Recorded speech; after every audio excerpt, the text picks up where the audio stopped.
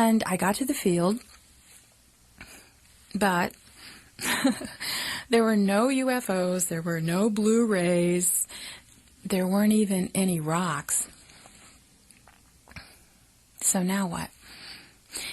I remember after that, I realized I was close to a country cemetery where some of the relatives in my family were buried. I hadn't been there for many years, and I thought, well, I think I'll go there. It was close, and it was interesting. I had the little keyboard with me in the back seat of the car. So here I find myself at twilight going into this lovely little old country cemetery, and 2 dogs followed me in, and they were bounding around playfully. And I put my keyboard on a tombstone, and I started playing melodies. And the dogs were dancing, and the stars were starting to twinkle, and the moon was rising, and the melodies were lilting, and it was so odd to be in a cemetery as it's getting dark, and yet to feel no fear whatsoever, to feel only love, a tremendous love throbbing and pulsing throughout the universe. I don't really much remember the ride home. I remember I left because it was getting too cold. But what I do remember next is profound. What I remember next is 6 o'clock the next morning. 6 o'clock on a Saturday morning. What an obscene hour of the day. You know, Saturday mornings are for sleeping, right? No, not this Saturday morning. I popped awake at 6 a.m. having just had a conversation with 4 beings who were standing in the sky. Now, this did not seem like a dream. This seemed like an actual dialogue that had gone on among us, with great love and great excitement and great significance and great profundity. What they had said to me was that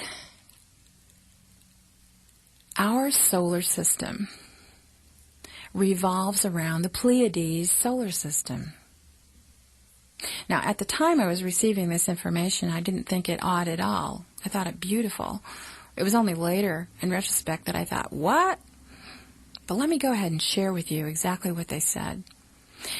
Just like our Earth revolves around the sun, the picture I was given in a vast and starry sky is that our solar system rotates around the Pleiades system every 26,000 years. And now we are returning to point 0 where we started a rotation point 26,000 years ago. However, it's a spiral, and we're returning to a higher point on the spiral. In 1987, it wasn't said to me, it was shown to me in kind of a picture, kind of a graph. 1987 is the beginning of the last 25 years of that 26,000 year cycle. And therefore it was highly significant. And the whole point of the rotation or evolution upward to a higher point in the spiral has to do with Earth taking kind of a quantum leap into a whole new reality. It translated to me as going from 3rd dimensional to 4th dimensional, as being a change that's almost unimaginable to our gravity-ridden minds, gravity-laden minds. And yet, if we don't resist it, it can be a leap into ecstasy, a leap into greater love, greater ability, greater beauty, greater freedom than we've ever known.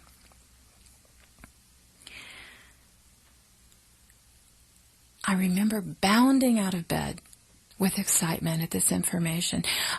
I wasn't struck by the strangeness of it. I was struck by the excitement and the beauty and the happiness of it, the love of it, the absolute love of it, the understanding that these beings were ones who have been through this change and who see us going through it and only wish to assist, to kind of be midwives at a rebirth, and that the earth is going to take this leap whether we're ready or not. And so it's critical that we start understanding the evolutionary process and point that we've reached, and that we start clearing ourselves of all the fear and the doubts and the negativity and the ugliness and the sadness, so that we can enjoy this change, so that we can benefit from it instead of being dragged into it kicking and screaming like we normally do. And that this is such a joyous time because there are so many tools and books and classes and support groups and therapies that are going on now designed to cleanse us of our sorrow and our weakness and our doubts and our fears. There's so much available. This is what's called the New Age. I always think of it as a quantum leap into ecstasy. Well, this was so clear to me and so true to me on that Saturday morning that, like I said, I bounded out of bed. And, I felt like picking up the phone and calling, hey, Mom, guess what? We're going fourth dimensional. Well, then when you actually think about talking to your parents about something like that, you gear down a little. I really then, as I woke up and started walking around, I got kind of worried about myself. I mean, here I am, staying up all night sometimes, playing music that I can't share with people, and I'm seeing strange objects in the sky, and I'm having conversations with beings that I don't know whether they even exist or not. And if nothing else, waking up early on a Saturday morning, is this healthy? That was what was going on in my mind.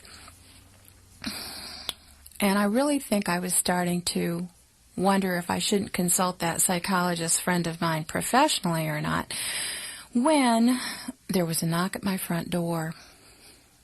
I must have been about 7 or 8 that morning, and that's unusual.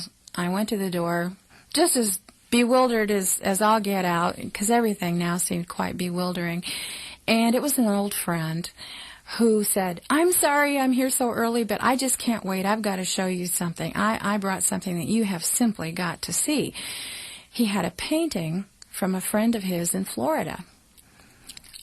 And he turned the painting toward me.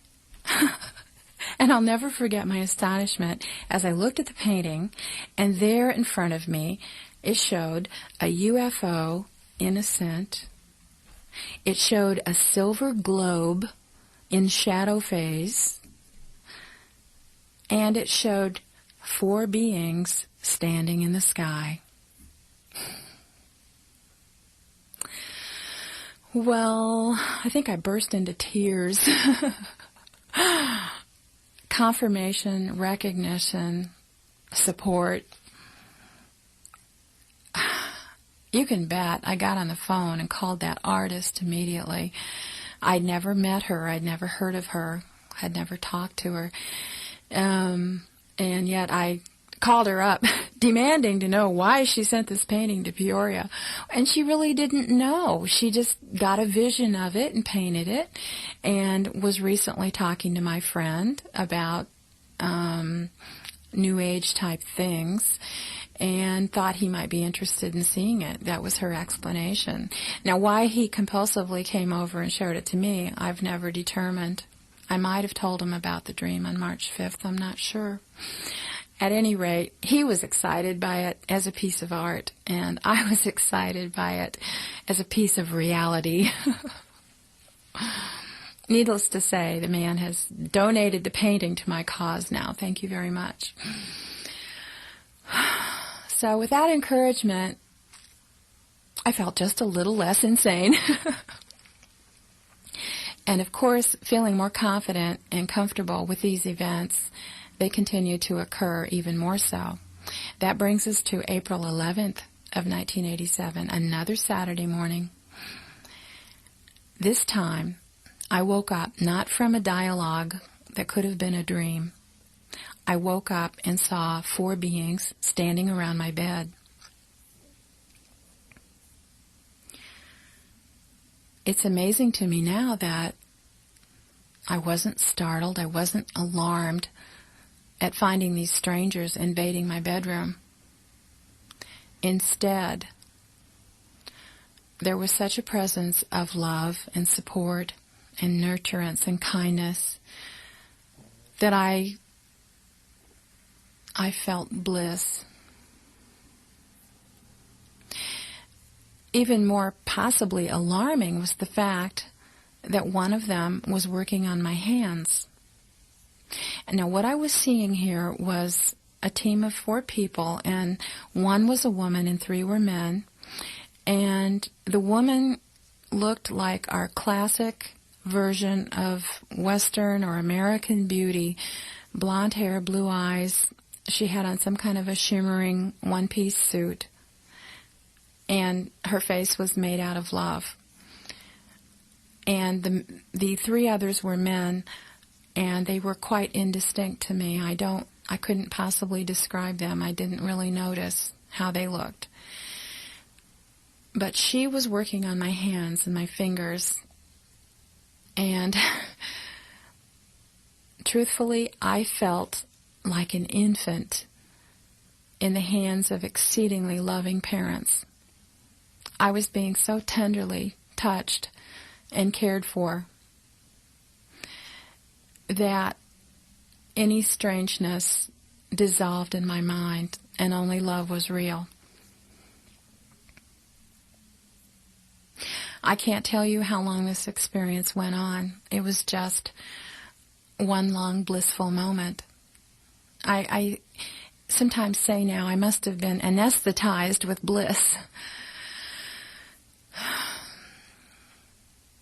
Finally, I noticed a tone in the room, kind of in the background, a single kind of a high monotone.